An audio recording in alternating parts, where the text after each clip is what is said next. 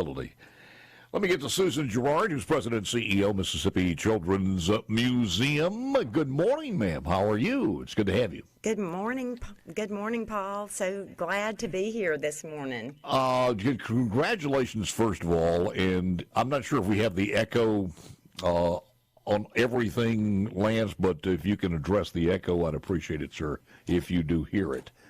First of all, and let me get back to this. Congratulations on the award. That was pretty. Tell us a little bit about that. Thank you. We were so thrilled to be recognized by USA Today as one of the top 3 children's museums in the United States, in the country. And it really is a credit to an amazing staff, but also to our community and our statewide teachers, parents, families, leaders that have supported the museum and invested in the museum. And we're just thrilled for this national recognition, particularly as we get ready to welcome visitors from around the nation who are traveling through Meridian or Jackson to one of our 2 locations. Did you know that this was in the works? I mean, was there somebody from the organization that came there? And we did know this was in the works. I don't think in our wildest dreams, because we're not in a major media market, we were selected as one of the top 20, and folks around the nation voted for the top 10, and so we were hopeful to be in the top 10 because, of course, we think we're number 1, but we are in a small media market, and so we were competing with Chicago and Indianapolis and New York City, and so it's sort of like a song. It's like New York, Chicago, Jackson, Mississippi, and Meridian, Mississippi. So we're excited for this recognition, and it really is. It really validates our commitment to being excellent and meeting our mission statement to provide unparalleled experiences, and we are thrilled, and for our over 100 employees, this was very meaningful and exciting.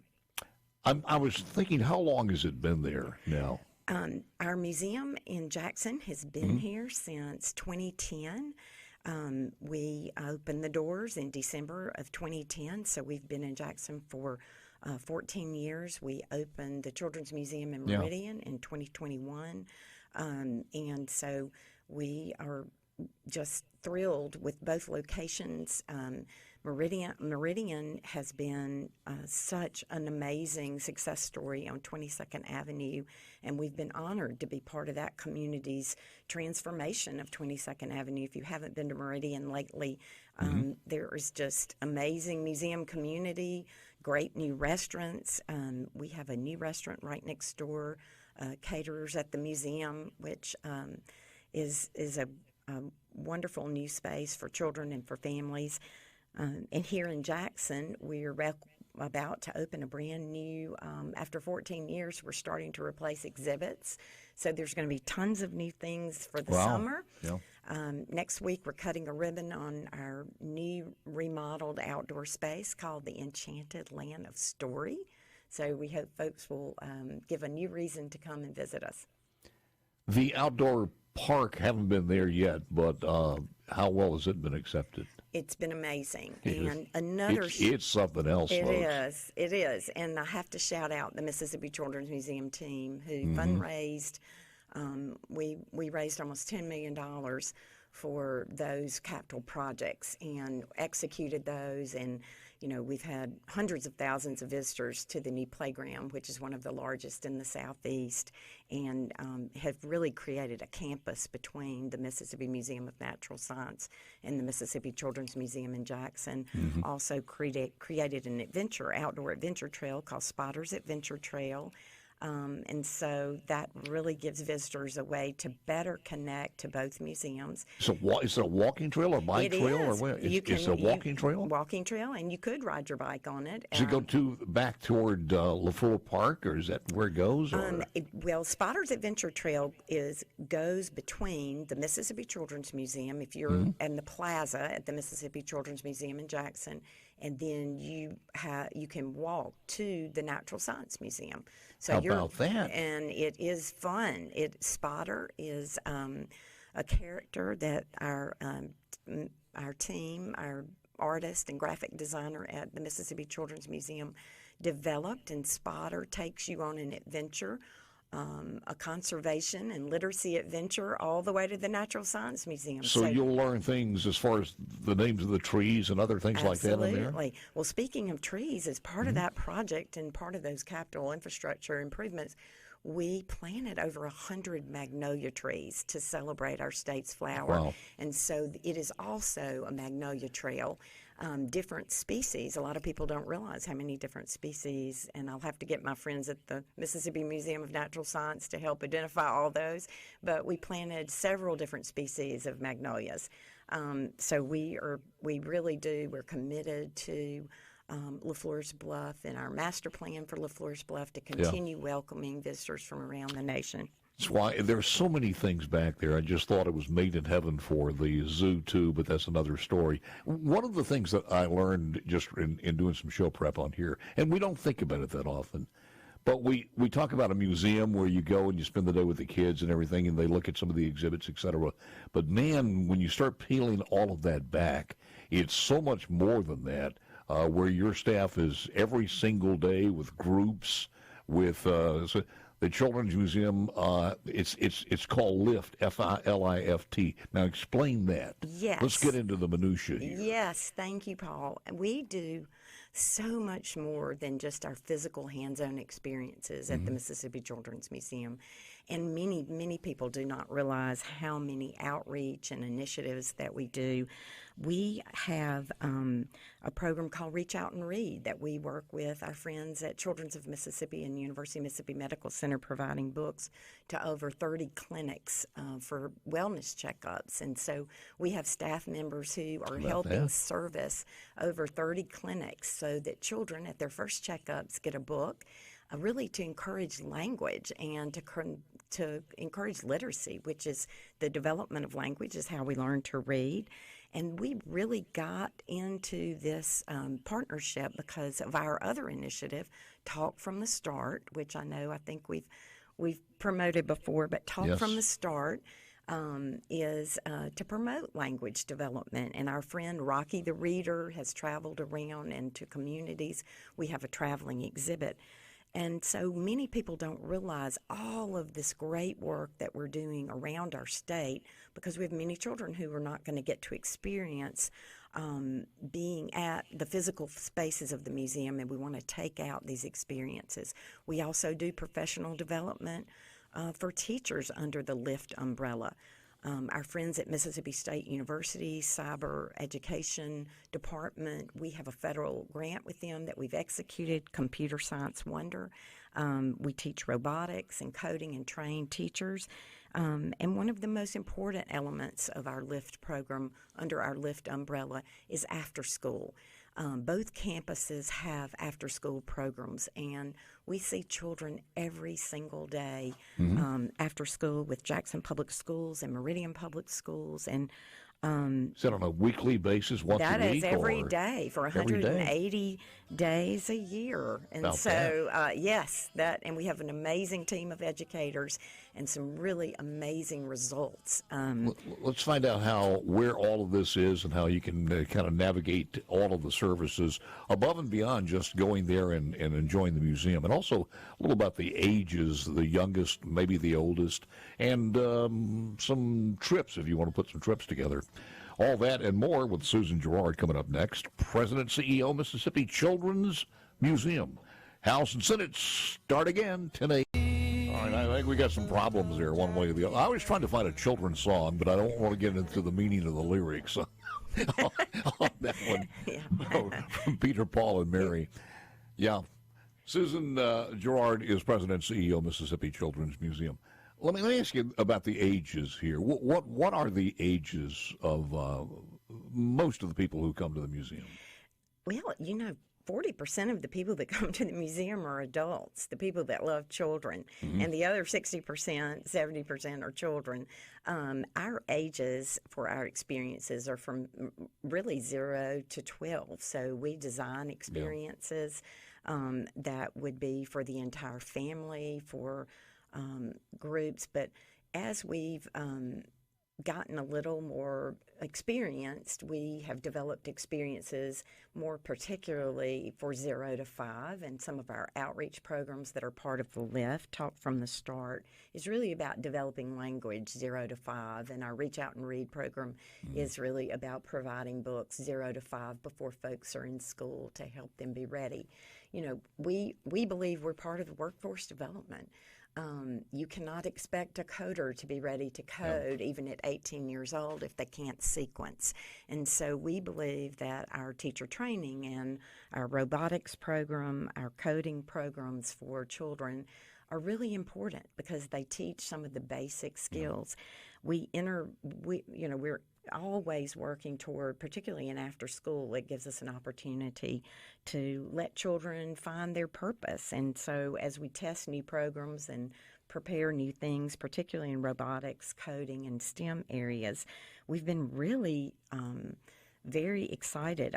In Meridian, InSpark with Mississippi State University partnered to evaluate the first semester for our after-schoolers, and their scores went from 19% to 48% in math. Wow. And so it just showcases the importance of after school and getting children. We do not want children to just be users of technology in Mississippi. We want them to be creators.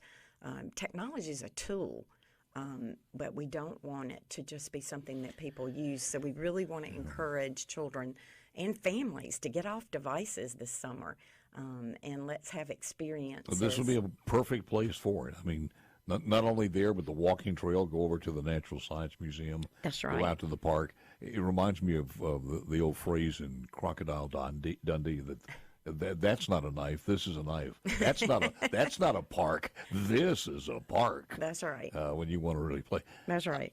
I've mentioned this before on several other things, and I'm proud of these establishments that we have like this, because there are a lot of families that can't afford, even with a reasonable amount of fee for the entry. Mm-hmm. When you got 3 or 4 kids here, you don't know if you're going to be able to put food on the table.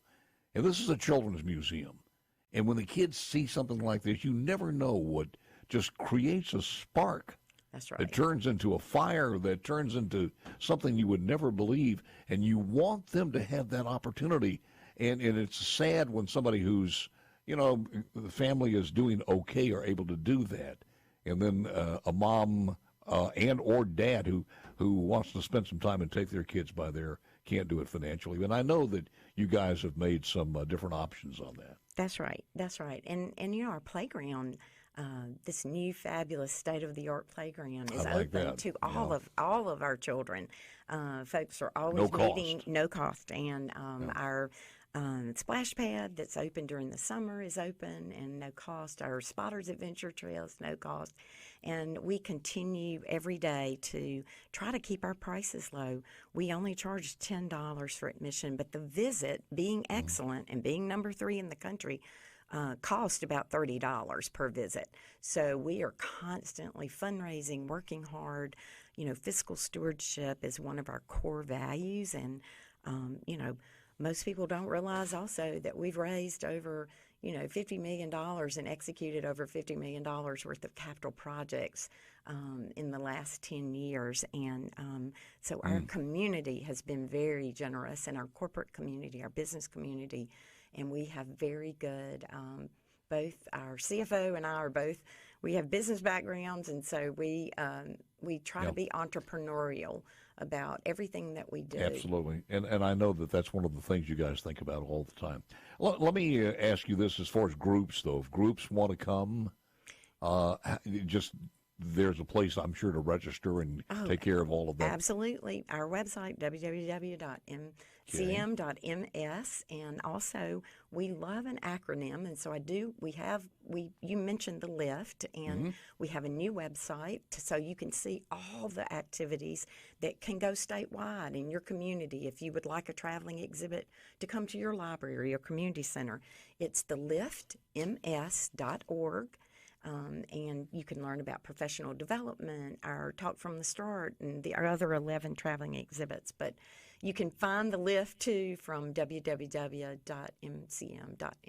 So we hope folks will check it out. And also, we definitely have group rates. We have summer camps. Now, some of them may be sold out. Those are hot tickets in the summer at both locations. But this summer, we really encourage families to put down devices, make memories, read books, and talk to their children so that they can develop those skills that are necessary to be part of our 21st century workforce. And because we want Mississippi to be in the top 3. In the words of a very astute person, get her done, because there may be some openings left. All of that on the website, and the website again is what? www.mcm.ms, and encourage everybody to check it out. One fun thing that I know your listeners will want to know this morning early, if they're not already at school, at the Jackson location, we're welcoming our traveling exhibit, Paw Patrol, this summer. Wow. So Paw Patrol, it's a big deal. And so I forget which one of the grandkids it was, but God, I got a degree in Paw Patrol. Exactly. Yes. Yes. So I can't forget that. I'm real curious. We've got a couple of seconds left here. You said you're reworking some of the exhibits. I mean, how Yes. thorough is that? Just a couple of them, or a lot? Yeah, we've spent over $1 million reworking. We've replaced our water table, which is state of the art. We have a new health gallery exhibit. Our Rocky's Friends, Kareem's Dreamy Day. We have our new outdoor exhibit that I mentioned that we're cutting the ribbon on, the Enchanted Land of Story, next week. As I mentioned in Meridian, we've welcomed Caters at the museum. Our new friend, Jamie Cater, has opened her new restaurant in our building next door. So there are plenty of reasons to get out and visit this summer and make memories. Changes on all floors. All floors of the Jackson location. There is construction and excitement going on at all times. Monday through Saturday, Monday through Sunday, for folks who don't know? We are closed because if you operate the number 3 children's museum in the country, you have to have a day to clean. So we will be there on Mondays, but we get ready and also closed at Meridians on Monday. But we are open Tuesday through Sunday. Hours during the week are 9 to 5, and on Sunday 1 to 6. And in the summertime, we do open. We're open 7 days a week in the summer. So we'll pick that up in June. Speaking of having a degree for so many years and all of the grandkids, every time we went to a place, we go to a lot of times, we go to a children's museum. And so I can testify, it's probably one of the best and the best that we've seen.